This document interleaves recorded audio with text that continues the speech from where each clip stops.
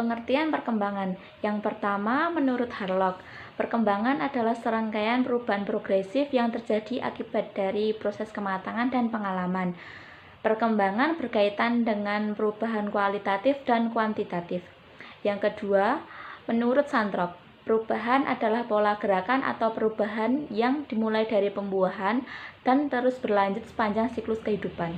Yang ketiga, menurut F.J. Mons dan kawan-kawan, pengertian perkembangan ialah merujuk pada suatu proses ke arah yang lebih sempurna dan tidak begitu saja dapat diulang kembali.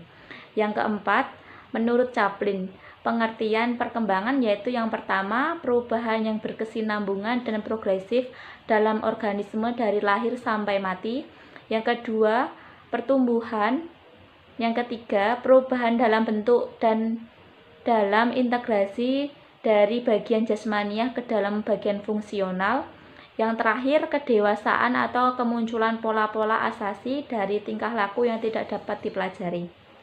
Dapat ditarik kesimpulan bahwa pengertian perkembangan yang semakin membesar, melainkan di dalamnya juga terkandung serangkaian perubahan yang berlangsung secara terus-menerus dan bersifat tetap dari fungsi jasmaniah dan rohanilah yang dimiliki individu menuju tahap kematangan melalui pertumbuhan, pemasakan, dan belajar.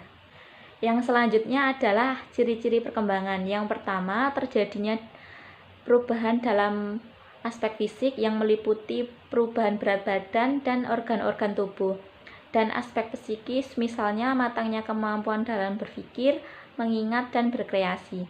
Yang kedua, terjadinya perubahan dalam proporsi aspek fisik, yaitu proporsi tubuh anak berubah sesuai dengan fase perkembangannya, dan aspek psikis adanya perubahan imajinasi dan fantasi ke realitas.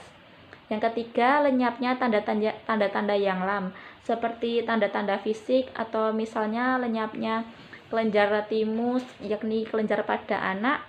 Seiring bertambahnya usia dan aspek psikis, mulai lenyapnya gerak-gerik kanak-kanak dan perilaku impulsif. Yang terakhir, mendapatkan tanda-tanda yang baru, tanda fisik yaitu pergantian gigi dan karakter seks pada usia remaja, dan tanda psikis yaitu ditandai dengan berkembangnya rasa ingin tahu tentang ilmu pengetahuan moral, interaksi dengan lawan jenis, dan sebagainya. Selanjutnya, saya akan memaparkan materi mengenai prinsip-prinsip hakikat perkembangan manusia dan arah perkembangannya. Prinsip-prinsip hakikat perkembangan manusia terjadi sejak proses pembuahan hingga ajal. Dibagi menjadi dua proses perkembangan yang mencolok. Yang pertama, perubahan pada fisik. Biasanya, perubahan terjadi pada tinggi badan dan berat badan. Yang kedua, perubahan mental, seperti persepsi, emosi, dan sosial.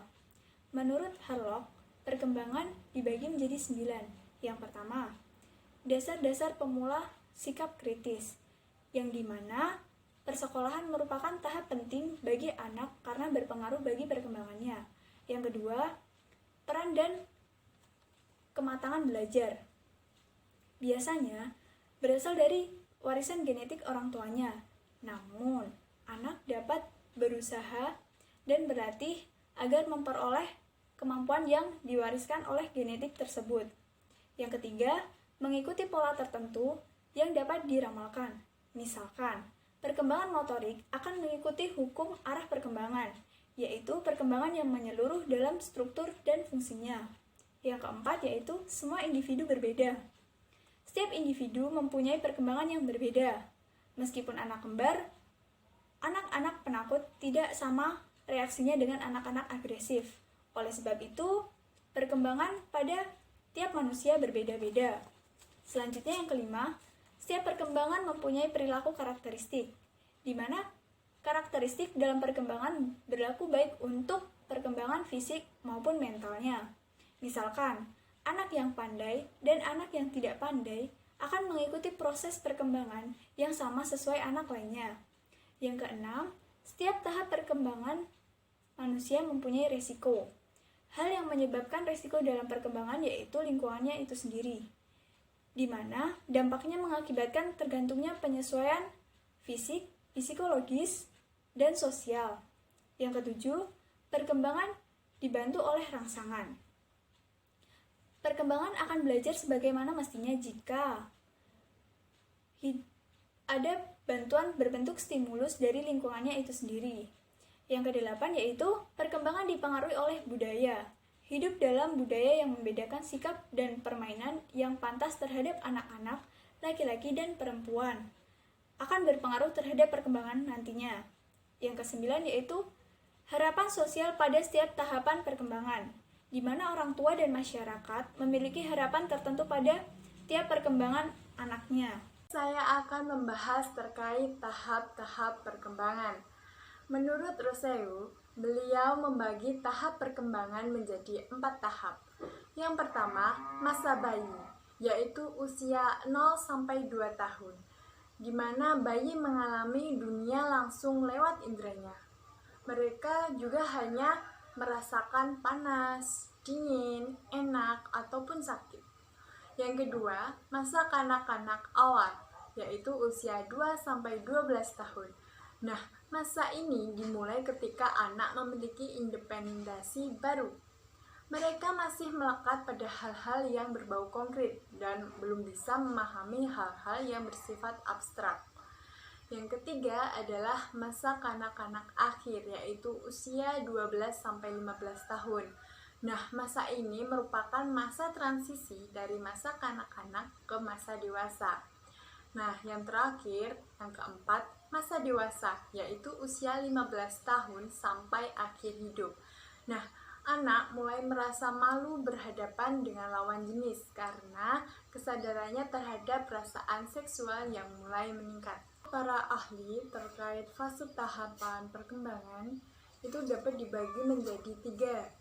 Yang pertama, perkembangan berdasarkan ciri-ciri biologis, yaitu pembagian ini didasarkan pada gejala perubahan yang terjadi pada fisik si anak. Nah, ada beberapa menurut para ahli. Di sini saya mengambil menurut Sigmund Freud. Nah, Sigmund Freud ini membagi menjadi 4 tahap, yakni tahap oral yang pertama, yaitu usia 0-24 bulan. Nah, tahap ini yaitu adanya kepuasan anak itu terletak pada otoretik, yaitu kesempatan menghisap puting ibunya. Yang kedua, kemudian ada tahap anal, yaitu usia 2-3 tahun. Nah, dalam tahap ini anal atau mohon maaf anus itu menjadi fokus anak. Jadi pada tahap ini pelatihan menggunakan toilet itu sangat tepat digunakan pada usia ini. Kemudian yang ketiga ada tahap felik, yaitu usia 3-6 tahun. Dan yang terakhir yang keempat yaitu ada tahap latensi, yaitu usia 6-12 tahun, di mana anak sudah bisa mengendalikan permusuhan. Misalnya permusuhan dengan orang tua yang memiliki jenis kelamin yang berbeda dengan dirinya. Yang kedua itu perkembangan didaktis. Nah, fase perkembangan ini itu didasarkan pada materi dan cara bagaimana mendidik anak. Nah, menurut Johann Amos Comenius, beliau membagi fase perkembangan ini menjadi 4. Yang pertama itu usia 0-6 tahun. Nah, pada fase ini itu merupakan sekolah ibu, di mana anak memperoleh pengetahuan itu di bawah asuhan ibu. Yang kedua, usia 6-12 tahun, yaitu sekolah bahasa ibu. Artinya, dia mengembangkan daya ingat di bawah pendidikan sekolah dasar. Nah, yang ketiga, yaitu usia 12-18. Nah, yaitu sekolah bahasa Latin, di mana merupakan masa mengembangkan daya pikir di bawah pendidikan menengah. Dan yang keempat yaitu usia 18-24 tahun, yaitu sekolah tinggi, dan si anak akan melakukan pengembaraan seperti itu untuk memperoleh jati dirinya. Nah, yang terakhir itu berdasarkan ciri psikologis. Nah, tahap ini itu didasarkan pada ciri-ciri kejiwaan yang menonjol yang terletak pada anak. Nah, menurut Oswald Crouch, dia membagi fase ini menjadi 3 tahap. Yang pertama fase anak awal, yaitu usia 0 sampai 3 tahun, yaitu terjadinya throats pertama, yaitu anak mulai membantah atau menentang orang lain. Selanjutnya ada fase keserasian sekolah usia 3 sampai 13 tahun, yaitu terjadinya throats kedua, di mana anak itu mulai membantah, ya, khususnya kepada orang tua. Dia mulai ngeyel seperti itu. Kemudian yang ketiga itu ada fase kematangan, yaitu usia 13 sampai 21 tahun. Nah, pada masa ini itu throats keduanya telah berakhir dan si anak itu akan mengalami menyadari kekurangan dan kelebihan yang ada pada dirinya, sehingga dia menerima, sehingga dia menghadapi dengan sikap wajar dan dewasa tentunya. Tahap-tahap perkembangan. Menurut Robert Joseph Figures pada tahun 1961, tugas perkembangan diartikan sebagai sesuatu yang muncul pada periode tertentu. Apabila seorang anak berhasil mengerjakan tugas tersebut, maka ia akan mendapatkan kemudahan dan kebahagiaan. Kemudahan yang dimaksud ini kemudahan dalam mengerjakan tugas tahap perkembangan selanjutnya.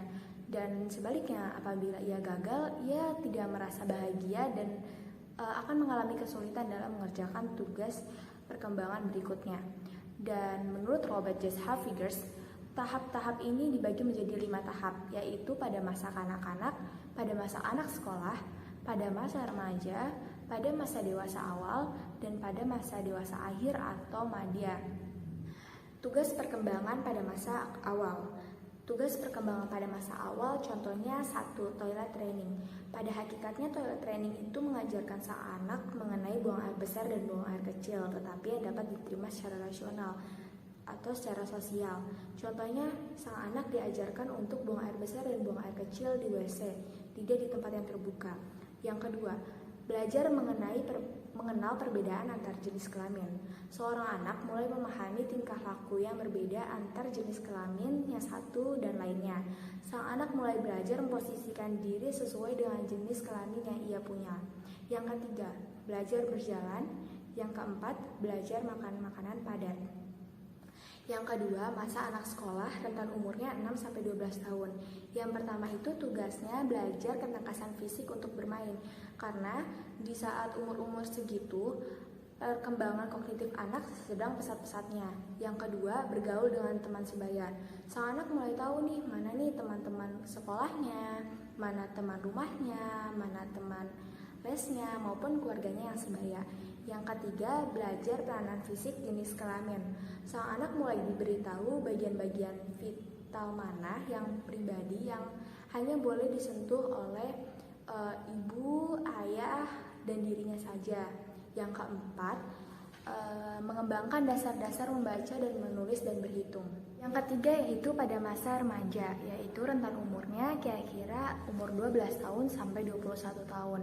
Tugas-tugasnya yaitu yang pertama menerima peranan sosial, yang kedua belajar kemandirian emosional, yang ketiga persiapan mandiri secara ekonomi, yang keempat mempersiapkan perkawinan dan keluarga. Di sini anak-anak mulai terlihat lebih dewasa, sudah mulai bisa berpikir matang, dan sudah mulai ikut berperan dalam kegiatan-kegiatan sosial. Nah, yang keempat itu masa dewasa awal. Masa dewasa awal tentang umurnya umur 21 tahun sampai 40 tahun. Nah, di sini tugas-tugasnya yaitu memilih pasangan hidup, mulai bekerja, mulai berumah tangga, dan mengambil tanggung jawab sebagai warga negara. Di sini seorang anak sudah berpikir matang, ia sudah harus mengambil peran untuk masa depannya.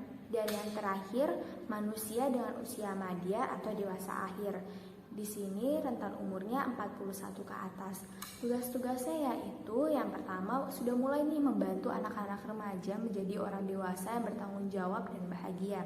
Yang kedua, sudah mulai mencapai dan mempertahankan prestasi yang ada di dalam karir pekerjaannya.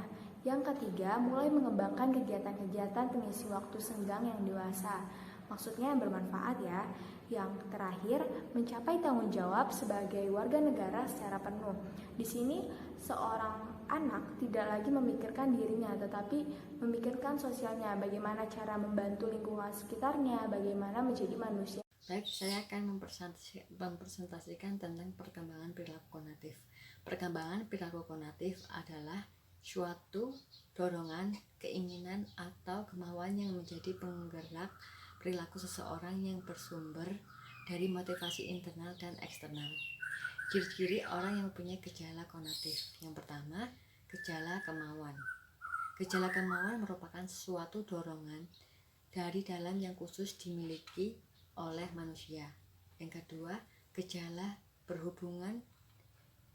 kemauan yang berhubungan erat dengan suatu tujuan.